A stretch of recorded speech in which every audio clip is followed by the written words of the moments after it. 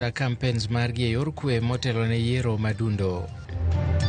Rech momedore e chiche biro nyuolo ohala mar mama samaki molo kaka 15,000 manitie sani. Kambi mar Victory Farms oketo kenge mar medo loso nyithi rech kaka yo mar kedo gi nok mar rech e nam Lolwe. Wakwayo jonyuol mondo migi ensure ni kata ka gidhi kanisa to gi ensure ni nyithindgi ochiemo nikech yath mwadhi chiwo ni nyaka nyathi kuong chiemo. Chenro machiwo yedhe mag kedo gi tuo mar kachocho kod tuoche mag njofni e kaunti ma Migori dhi nyime.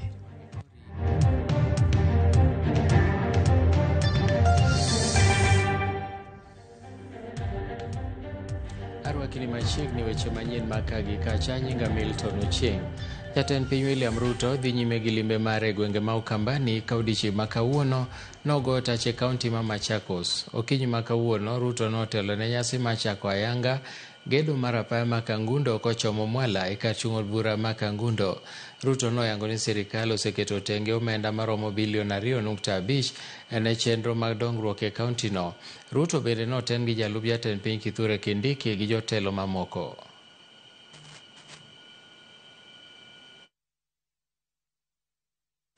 Daktari William Ruto rais wetu anapozindua barabara. William Ruto amefanya na Fabian miaka 3 na Fabian ameleta lami ambaye imetafutwa kwa miaka 60. Hiyo ni ukombozi, sio ukombozi?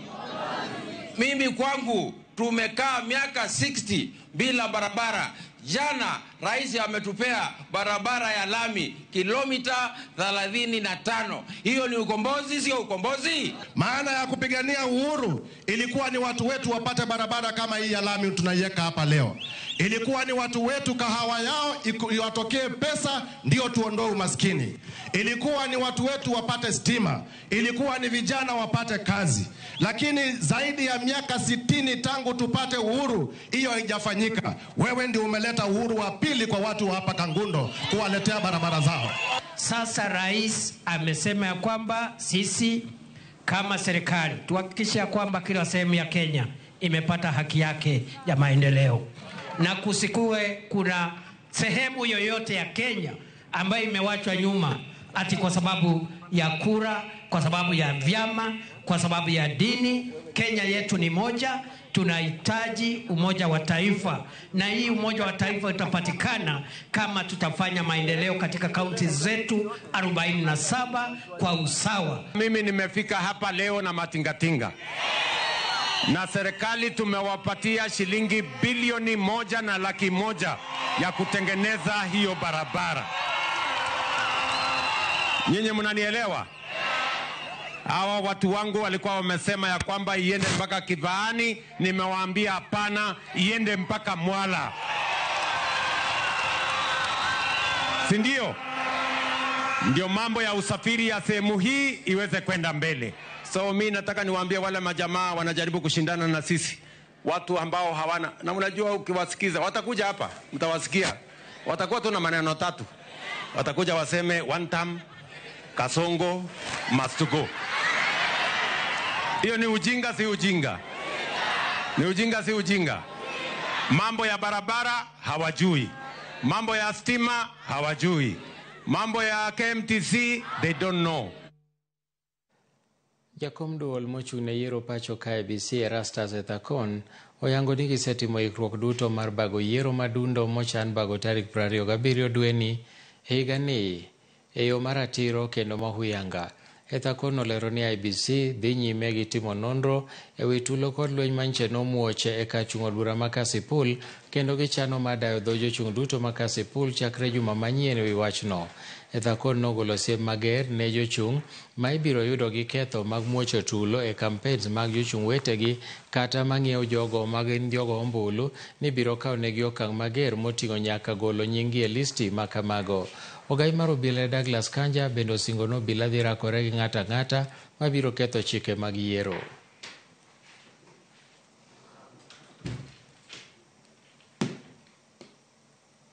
They have peaceful, free, fair and credible by-elections. We have trained the electoral officials on the work they are supposed to do.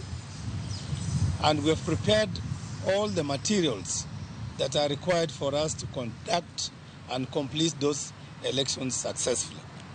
We have empaneled the Code of Conduct Enforcement Committee, which will commence its work on Monday, to summon those candidates in Kasipul and anybody who has information on what happened in Kasipul.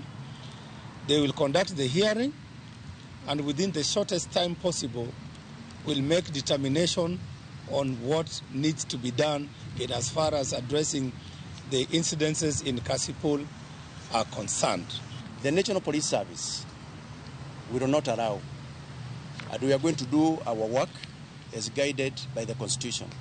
Right now, in Kasipul, we are following up on all those who have committed several criminal acts. And it is the high time that those who have committed those crimes, and they are not already with us, they come forward to the police. Because our teams are out there, and we must get them.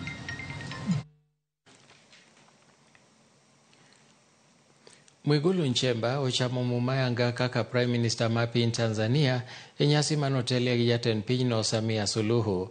Jatend piny Tanzania Samia nowalo Laktar Nchemba kaka Prime Minister mar pinyno tarik 13 dwe mar 10 ka welo mare bende nosidhi gi od bura ma pinyno.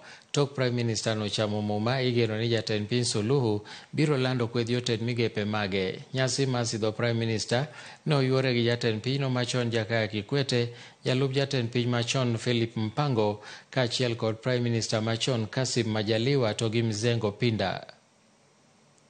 Nchemba, naapa kwamba nitakuwa mwaminifu kwa Jamhuri ya Muungano wa Tanzania na kuitumikia kwa moyo wangu wote, na kwamba nitaihifadhi, nitailinda na kuitetea Katiba ya Jamhuri ya Muungano wa Tanzania kwa mujibu wa sheria iliyowekwa. Ewe Mwenyezi Mungu nisaidie. Dr. Mwigulu, kama tulivyosema wakati wa kampeni na kama ilani yetu ya uchaguzi ya Chama cha Mapinduzi ya mwaka 2025-2030 inavyosema, kuna mengi tumewaahidi wananchi. Kiangalia mambo yote na muda tulionao, muda ni mfinyo. Hivyo hatuna budi kuongeza kasi katika utendaji wetu. Wewe utakwenda kulisimamia baraza la mawaziri ambao nao wanaongoza sekta tofauti tofauti.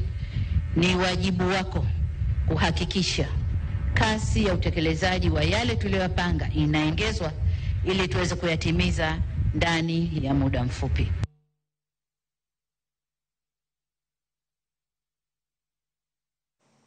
Migao masomo kwayo mbalariany ma pacho kaeri ni mondo mi oikre mar rwako somo manyasani mar CBE ka jopuonjre mokwongo donje grade mar 10 higa manyien. Kanowuoyo nyasi mar sidho ogudu ne jopuonjre mbalariany ma Alupe, jagoro mongirore migao masomo mamalo Beatrice Nyangala owacho ni serikal mamalo chano okenge mibiro tiyo godo e sikunde mag mbalariany e kinde magirito jopuonjre mabiro donje somo manyasani ma CBE bang' timo penj mag grade 12. Seneta ma Busia Okiya Omutata bende nokwedo yore ma omenda mag somo itiyo godo kowacho ni ok giluwore gi katiba.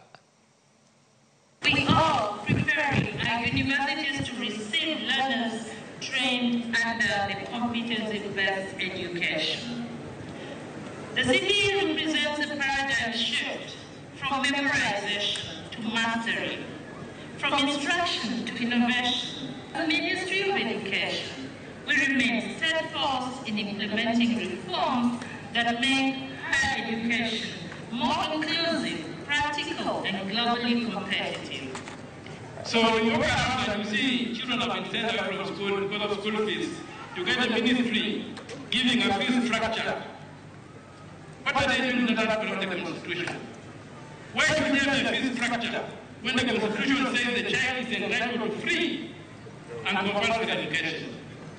And we have enough money in this country to give every student, every pupil in school up to first degree without requiring them to pay any tuition fees or anything like that. We ask, continue investing in public universities like Anupe. Support research, innovation, and student welfare. When you invest in universities, you invest in Kenya's future.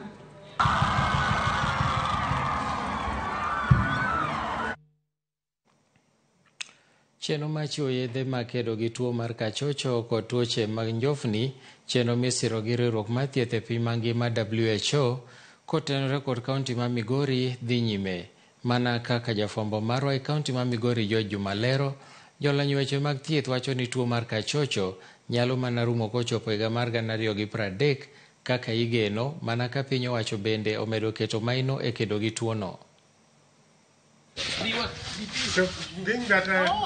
Chenro ni machiwo yedhego mag tuono mar kachocho kaachiel kod tuochego mag njofni ne oyaw ayanga kod jachiw paro e wechego mag tuoche mane osejwang' ka iparo ni oserumo mon kaka neglected tropical diseases. Riwruogno mar World Health Organization Dr. Joyson Songo bende kod dhi nyime nyaka tarik 16 mar dweni geto nyithindogo mag sikul ma ikindigni 5 nyaka 14. Particular ones. There are other 20 diseases that we need to look at and to eliminate. But this one is aiming at eliminating as a public health problem so that below 2%, we know we have now eliminated this as a problem in this country. So we have a strategy to end. We are ending these diseases. We don't want them anymore to consume. Region. Currently, we are conducting MDA at the Lake region, and we are targeting approximately 1.8 school-age children in 94 IU's implementation units. Sustainability for us, we are currently using the CHPs. Tiyo gi yath miluongo ni praziquantel mwadhi ng'iyo kaka wathiedho nyithindo chakre higa 5 nyaka higa 14. Wadhi wuothe dhot ka dhot, to nitie joma boyudo kata kanisni sani skul olor. Wakwayo jonyuol mondo mi gien sure ni kata ka gidhi kanisa to gien sure ni nyithindgi ochiemo, nikech yath mwadhi chiwo ni nyaka nyathi kuong chiem. Dr. Nsonge kinde twak mane ne ojiwo 10 counties e piny Kenya mangima mondo koro med keto omenda tenge e budget margi mar kedo kod tuochegi e counties go. Cannot reach sustain. We can reduce this burden of infections on Minyo, but it will come back if we don't look at water safety, we don't look at behavior change, we don't look at the country engaging in providing even additional medicines for the adults, because WHO mainly brings for the children and for the women in the reproductive age group. Apisa mochune kedo kod tuochego mane osejwang' ka iparo ni giserumo neglected tropical diseases e kaunti ma Migori Nicholas Makuoro wach ni bende ji madongo e gwenge ma tuoni mar kachocho pod nitie malo ma oting'o ward ma Meoro, ward ma Wiga, Got Kachola kaachiel kod Kachieng' e kaunti ma Migori bende dhi mi yath mar tuo mar kachocho. For the hotspot wards, which is Wiga ward, Got Kachora, Muhuru, and Kachieng, we are targeting everybody because those are wards which have a preference of 50% and above. Ka opogore kod chiwo yath mar tuo mar kachocho, ogande sub-county ma Wendo kaachiel kod Rongo bende dhi mi yath mar njofni. For soil transmitted elements, we'll be targeting the sub-counties of Awendo and Rongo sub-counties. We'll be giving children of between 1 year and above, and drugs are safe. Kaunti ma Migori sani nitiere kod 18.9% mag jogo mantie kod tuono mar kachocho. Tuo bende osetudi kod tiyo kod pige ma ochido, losruok e bungu kaachiel kod mamoko. Also, there are some other interventions like taking safe water, avoiding water invested snails or contaminated with Saccharia, so to avoid exposing themselves to water infested snails. Jolony mag thieth wacho tuo mar kachocho kaachiel kod tuoche moko bende ne osejwang' pano oserumo maonge kaka neglected tropical diseases nyalo mana rumo ka oromo higa mar 2030 poni koro ji duto ma oting'o 10 counties koro keto maino ma oting'o keto omenda tenge ma inyalo tigo e kedo kod tuoni. It's not enough, but it's a good way to start. There is in increment. Last year it was 900,000. this year is 2.3 million. George Juma, Ramogi TV, Migori. Nyakoromogi mane mokelo e giko mar weche manyien makagi kacha waiko ni mathoth wabro kelo ni saa 1 e chenro mar ang'ich welo kaeto saa 3 koimore e weche mamoko manyien. Nyinga Milton Ochieng, oriti masani.